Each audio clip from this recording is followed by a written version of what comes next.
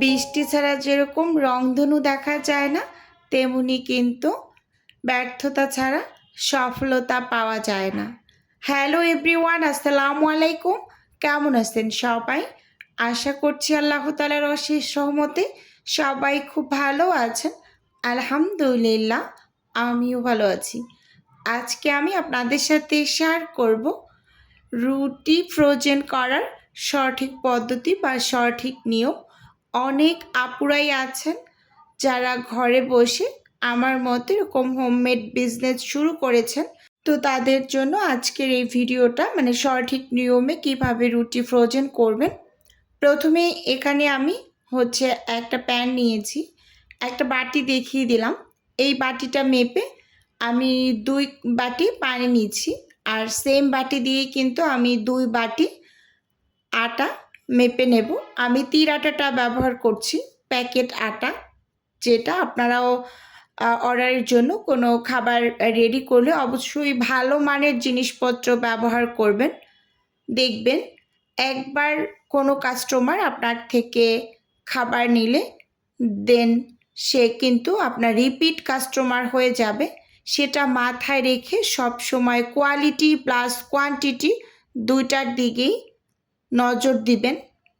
সব সময় চিন্তা করবেন ভালো মানের জিনিসপত্র ব্যবহার করার। এরকম এখানে লবণ দিয়েছি স্বাদ মতো, সেই সাথে তেল দিয়ে দিয়েছি পানির মাঝে 2 টেবিল চামচের মতো। এবার আমি একটু নেড়ে চেড়ে নিলাম, ঢাকনা দিয়ে পানির মাঝে খুব ভালোভাবে বলক উঠিয়ে নিয়েছি। স্কিনে ভালোভাবে লক্ষ্য করলে বুঝতে পারবেন পানিটা যখন এরকম টক বগিয়ে ফুটে উঠবে, ঠিক ওই পর্যায়ে আমি সেম বাটি দিয়ে, যে বাটি দিয়ে আমি পানিটা মেপে নিয়েছিলাম, ওই একই বাটি দিয়ে উঁচু উঁচু করে আমি 2 বাটি এখানে মানে আটা দিয়ে দিয়েছি। দিয়ে খুব সুন্দরভাবে কাইটাকে রেডি করে নিচ্ছি।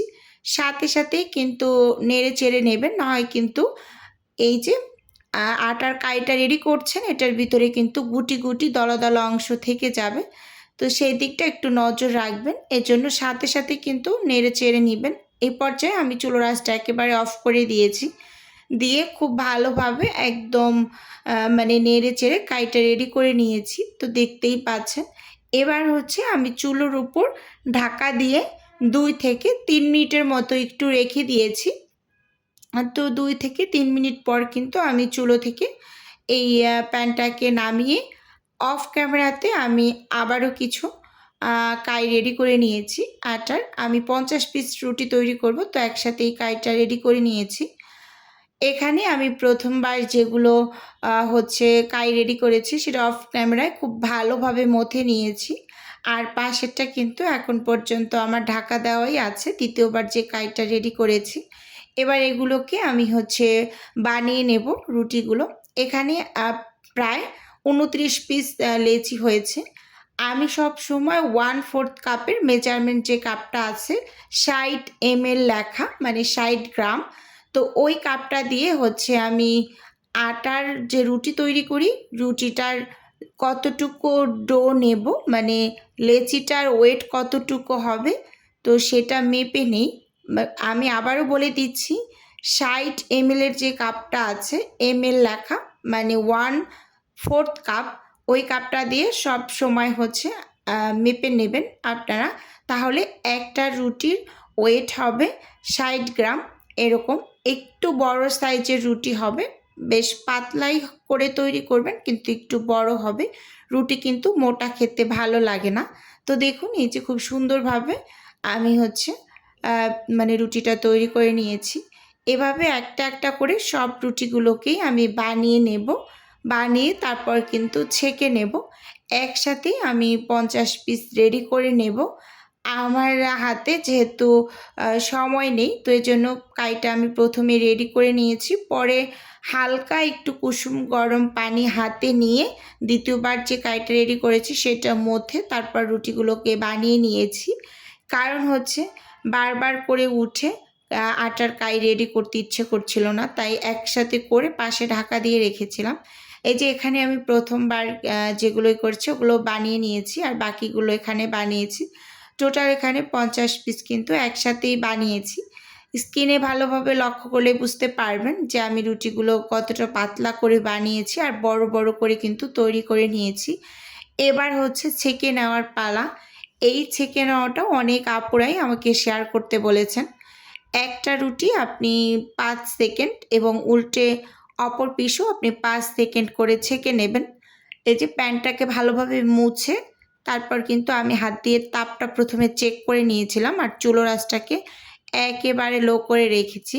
তো এখন কিন্তু একটা রুটির পাশ 5 সেকেন্ড এবং উল্টে অপর পাশটাও 5 সেকেন্ড করে ছেঁকে চুলো থেকে আমি নামিয়ে নিচ্ছি। আমি হচ্ছে 5 থেকে 7টা একসাথে ছেঁকে আমি ঠান্ডা করতে দিয়ে আসছি। আবার 5 থেকে 7টা ছেঁকে আবারও ঠান্ডা করতে দিয়ে আসছি। এভাবে আমি ছড়িয়ে ডাইনিংয়ের উপরে ফ্যান ছেড়ে ঠান্ডা করে নিই সবসময় রুটি। একসাথে 5-7টা ছেঁকে নেই। আবার হচ্ছে সেগুলোকে বিছিয়ে ঠান্ডা করে আবার 5-7টা ছেঁকে নেই। এভাবে করে সবসময় হচ্ছে রুটিগুলো ঠান্ডা করে তারপর প্যাকেট করি। এই যে দেখুন একটুখানি ক্লিপ রেখেছি আপনাদের বোঝার সুবিধার্থে। পরিষ্কার একটা ওড়না বিছিয়ে নিয়েছি। আমি 5-7টা রুটি একসাথে ছেঁকে নিয়ে এসে এভাবে একটু ছড়িয়ে ছড়িয়ে ফাঁকা ফাঁকা করে এরকম মানে ঠান্ডা করে তারপর কিন্তু তুলে নিচ্ছি। এখানে আমার 50 পিস রুটি পুরোটাই একদম ছ্যাঁকা ঠান্ডা করা, মানে কোনো টাইপের পানি পানি ভাব নেই, একেবারে শুকনো। এখন হচ্ছে প্যাকেট করে নেওয়ার পালা। ফার্স্ট টাইম একটা পলি পেপার দিয়েছি নিচে, এর উপর আমি আরেকটা পলি পেপার দিয়েছি, এর উপর আরেকটা রুটি দিয়ে দিচ্ছি। এভাবে করে একটার পর একটা পলি পেপার দিয়ে তার উপর একটা একটা করে রুটি দিয়ে আমি একটা প্যাকেটে যেহেতু 10 পিস রুটি রাখি, তো 10 পিস করে আমি 5টা প্যাকেট করে নিচ্ছি। আর এই যে প্যাকেটগুলো মানে পলি শিটগুলো, এগুলো হচ্ছে আপনারা ওয়ান টাইমের দোকানে পেয়ে যাবেন। এই কোশ্চেনটা মানে এত বেশি আসে কি আর বলবো যে আপু এই পলি শিটগুলো কোথায় পাওয়া যায়। এগুলো আপনারা ওয়ান টাইমের প্লেট, গ্লাস, বাটি যেসব দোকানে পাওয়া যায় তো ওই সব দোকানেই পাবেন। ওদেরকে বলবেন পলি পেপার বা পলি শিট আছে আপনাদের রুটি বা পরোটার উপরে যে দেয়, তাহলেই কিন্তু ওরা বুঝে যাবে। এরকম মানে দোকানদার মামা বলেন, চাচা বলেন, যে যেটাই বলেন। তো দেখুন এখানে কিন্তু আমি খুব সুন্দরভাবে একটার উপর একটা পলি পেপার দিয়ে এই যে 10 পিস প্রথমে দিয়ে এখন হচ্ছে এটাকে প্যাকেট করে নিচ্ছি। এভাবে 5টা প্যাকেট আমি একসাথে করে তারপর কিন্তু স্টাপলার করে নিচ্ছি, যেরকম করে আমি সাইডে রেখে একসাথে স্টাপলার করে নেব। তো এভাবে করে আপনারা রুটিটা ফ্রোজেন করবেন। এই যে প্যাকেট করে তারপর কিন্তু এগুলোকে হচ্ছে এখন আমি ফ্রিজে ঢুকিয়ে দিচ্ছি। যে দেখুন এখানে আমি একসাথে 5টা প্যাকেট করেছি 10 পিস করে। এখন এগুলোকে ফ্রোজেন করে তারপর হচ্ছে আমি ডেলিভারি করব। এখন এগুলোকে ফ্রোজেন হতে দিয়ে দেব ইনশাল্লাহ। আগামীকালের পরের দিন এগুলো ডেলিভারি যাবে। আর এখন হচ্ছে আজকে আমার কিছু খাবার ডেলিভারি গিয়েছিল। এখানে কলিজার সিঙ্গারা ছিল, সমোসা ছিল, ছিল পরোটা, সেই সাথে ছিল রোল এবং ছিল পুরি। তো আপনারা যদি কেউ কোনো টাইপের ফ্রোজেন খাবার বা রুটি পরোটা অর্ডার করতে চান তাহলে স্ক্রিনে দেওয়া হোয়াটসঅ্যাপ নাম্বারে কল করে অর্ডারটি সরাসরি কনফার্ম করতে পারেন। তো আজকের ভিডিও বন্ধুরা এ পর্যন্তই রাখছি। আল্লাহ হাফেজ।